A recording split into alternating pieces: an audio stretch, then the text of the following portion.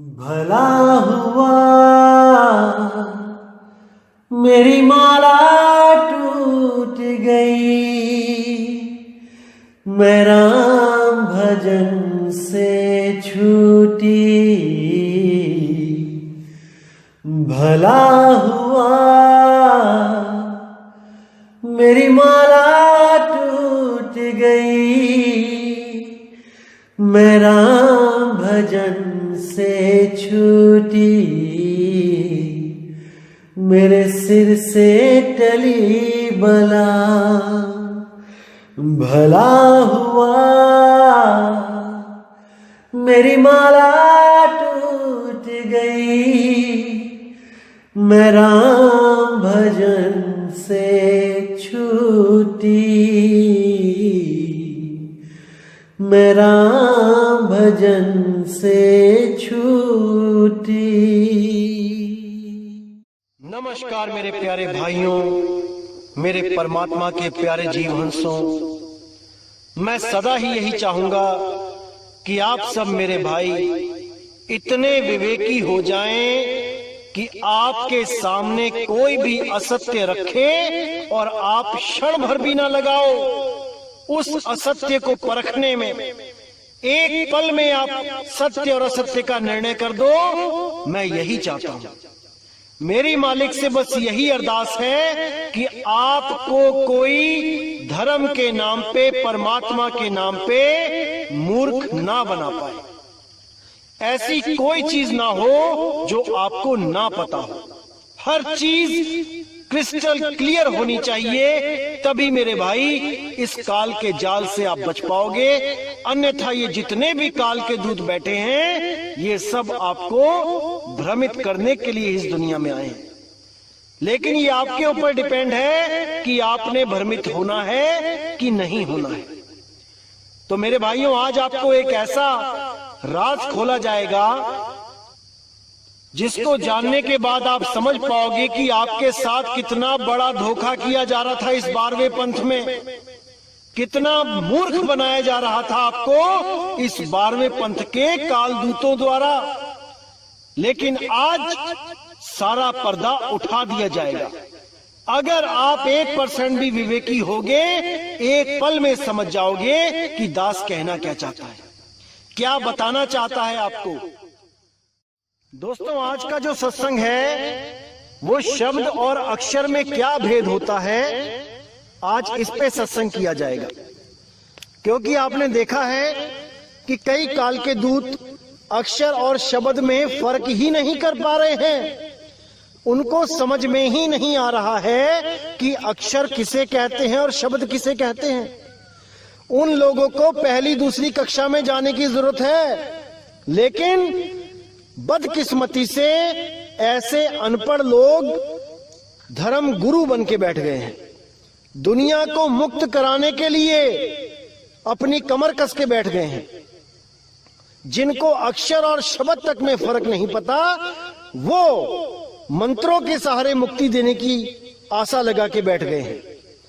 तो आज इसी पे सत्संग किया जाएगा कि क्या होते हैं अक्षर और क्या होते हैं शब्द। तो सबसे पहले गुरु ग्रंथ साहब में अंग नंबर 343 पे बिल्कुल साफ लिखा है कि 52 अक्षर जोरे आन, सकिया न अक्षर एक पहचान। कि ये जितने भी लोग आए इस दुनिया में, जितने भी धर्मगुरु आए, जितने भी ज्ञानी पंडित आए, उन सब ने क्या किया, 52 अक्षर जोरे आन। इस दुनिया में आके 52 अक्षरों को जोड़ जोड़ के एक से एक नया नाम बनाते चले गए। इन्हीं नामों को जपवाते चले गए, इन्हीं 52 अक्षरों को जोड़ जोड़ के। कौन से 52 अक्षर? आ आ ई ई उ उ ये स्वर, और का खा गा घा अंगा चा छा जा जा ये व्यंजन। इन्हीं स्वर और व्यंजनों को जोड़ जोड़ के ये नाम बनाते चले गए। तो यहां साहिब ने साफ बोला कि 52 अक्षर जोरे आन, सकिया ना अक्षर एक पहचान। उस एक अक्षर को कोई नहीं जान पाया जो आदि अक्षर है, जो लिखने बोलने पढ़ने में नहीं आता, जो इन 52 अक्षरों में नहीं आता। लेकिन इन काल के दूतों ने क्या अनुवाद कर दिया इसका कि 52 अक्षर का मतलब होता है संस्कृत के ग्रंथ, यानी वेद हो गए, पुराण हो गए और जितने भी मनुस्मृतियां हो गई, ये जितने भी संस्कृत के ग्रंथ हैं इनमें वो अक्षर नहीं आता। ऐसा बोल के इन्होंने भ्रमित कर दिया। और कौन से अक्षर की बात करी? सोहंग, कि ओम आ जाता है वेदों में भी पुराणों में भी, लेकिन सोहम नहीं आता, सोहंग नहीं आता, ये बोल के इन्होंने इस 52 अक्षरों को तोड़ मरोड़ दिया। इन 52 अक्षरों को घोषित कर दिया कि ये तो संस्कृत भाषा की तरफ इशारा है, संस्कृत भाषा के ग्रंथों की तरफ इशारा है, कि संस्कृत भाषा के ग्रंथों में सोहंग नहीं है, ये केवल कबीर बाणी में मिलेगा। ऐसा भ्रमित कर दिया इन लोगों ने। तो आज दोस्तों आपको इसी भ्रम जाल से बाहर निकालेंगे, और अगर आप में 1% भी विवेक होगा तो आप एक पल में इनकी चोरी पकड़ लेंगे।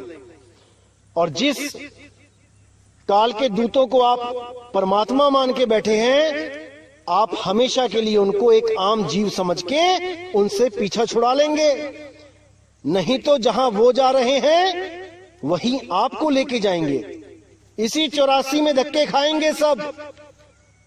लेकिन जो बंदी छोड़ के इस मूल ज्ञान को समझ जाएगा वो हमेशा हमेशा के लिए मुक्त हो जाएगा मेरे भाई, मुक्त।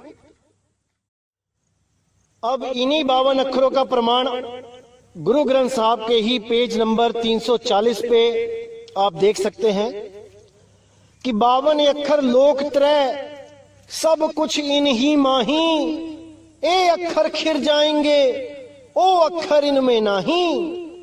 अब यहां पर भी इन्होंने क्या बोला कि ये 52 अक्षर तो संस्कृत के भाषा के हैं, यानी संस्कृत के ग्रंथों की तरफ इशारा किया जा रहा है। इन संस्कृत के ग्रंथों में वो नाम सोहंग नहीं है, वो तो इनसे परे है, वो अक्षर इनमें नहीं, यानी संस्कृत के ग्रंथों में वो अक्षर नहीं मिलेगा सोहंग। ऐसा मूर्ख बना दिया इन लोगों ने दुनिया को कि लै रबदाना। लेकिन मेरे भाई आज सारे पर्दे खोल दिए जाएंगे, बिल्कुल चिंता नहीं करना आप। इसी में देखिए आगे क्या बोलते हैं, जहां बोल तहां अक्षर आवा, जहां अबोल तहां मन न रहावा, बोल ये बोल मदि है सोई, जस ओ है तस लखे ना कोई। कितना क्लियर कर दिया कि यहां जहां बोल तहां अक्षर आवा, जैसे ही आपके मुंह से कोई भी बोल निकला उसने अक्षर का रूप धारण कर लिया। यह जरूरी नहीं है कि वो संस्कृत भाषा का ही हो, हिंदी, पंजाबी, उर्दू, फारसी, अंग्रेजी, कोई भी अक्षर जैसे ही आपके मुंह से निकला वो अक्षर ही कहलाया, वो 52 अक्षर ही कहलाया, वो 34 अक्षर 36 अक्षर ही कहलाया, वो 26 अक्षर ही कहलाया। अलग अलग भाषाओं में अलग अलग अक्षर होते हैं, गिनती अलग अलग होती है, लेकिन कहलाते सब अक्षर ही हैं। जिसको हम अल्फाबेट भी कह देते हैं, जिसको हम वर्ण इकाई भी कह देते हैं। तो इन्हीं अक्षरों की बात हो रही है यहाँ पे। जहां बोल तहां अक्षर आवा, जहां अबोल तहां मन न रहावा। जहां पर वो अबोल आत्मा का वास है वहां पे मन नहीं रह सकता, मन पहुंच ही नहीं सकता वहां तक, क्योंकि वो 5 तत्व 3 गुण 25 प्रकृति मन माया सबसे परे है। वो आत्मा इन सबसे परे है। तो आज भाइयों इसी भ्रम को खत्म कर दिया जाएगा कि सोहंग अक्षर इन संस्कृत भाषाओं के ग्रंथों में है कि नहीं। अभी मेरे पास एक ही ग्रंथ है तो मैं उसी में से प्रमाण दिखाऊंगा, लेकिन बहुत जल्द और भी ग्रंथ आने वाले हैं मेरे पास, जिनमें मैं हर ग्रंथ में आपको संस्कृत भाषा के ही ग्रंथों में आपको सोहंग नाम दिखाऊंगा। बस उसमें वो लिखने की विधि थोड़ी अलग हो जाती है, इसलिए ये काल के दूत उसको पकड़ नहीं पाते। वो कैसे अलग हो जाती है वो मैं बताता हूं। जैसे अभी मैं आपको दिखा रहा हूं गरुड़ पुराण, तो जब आप उसके पृष्ठ नंबर 238 पे देखेंगे तो वहां पे साफ लिखा है कि हंकारेण बहिर्याति सकारेण विशेष पुनः हंसो हंसेति मंत्रेण जीवो जपति तत्रतः। इसमें साफ लिखा है कि जब सांस अंदर लेनी है और सांस बाहर छोड़नी है तो कौन सा मंत्र जपना है। अब यहां पे मंत्र थोड़ा सा तरीका बदल दिया, मंत्र जपने का नाम बदल दिया, हंसो कर दिया। जहां पे सो हंग होना चाहिए था इन्होंने अंदर वाली जो सांस है उसको बाद में बताया और जो पहले छोड़ने वाली है उसको पहले बता दिया। इस कारण ये काल के दूत समझ ही ना पाए कि ये हंसो और सोहंग एक ही चीज है, एक ही मंत्र है, श्वासों के द्वारा जपने वाला ही मंत्र है।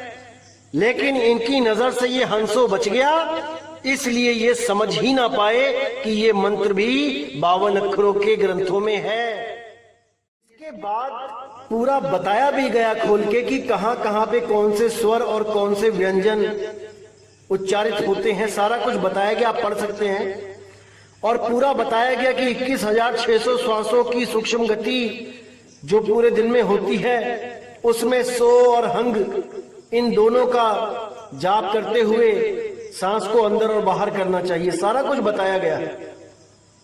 लेकिन इन काल दूतों की नजर में नहीं आया, इसलिए इन लोगों ने उन 52 अक्षरों को इन संस्कृत के वेदों पुराणों से जोड़कर वहीं पे गुमराह कर दिया लोगों को कि नहीं वो 52 अक्षरों में नहीं है, मतलब कि वो संस्कृत भाषा के ग्रंथों में नहीं है। जबकि असलियत ये है कि वो 52 अक्षर यानी कि बोलने में नहीं है, वो सच्चा नाम बोलने में आता ही नहीं। वो आखर खिर जाएंगे, साफ बोल दिया कि 52 आखर लोक त्रय सब कुछ इन्हीं माही, ये आखर खिर जाएंगे, वो आखर इनमें नहीं। वो अक्षर इन 52 अक्षरों में नहीं है भाई। जितने भी नाम आप जप रहे हो ये सब आपका जीवन बर्बाद कर देंगे, खत्म कर देंगे।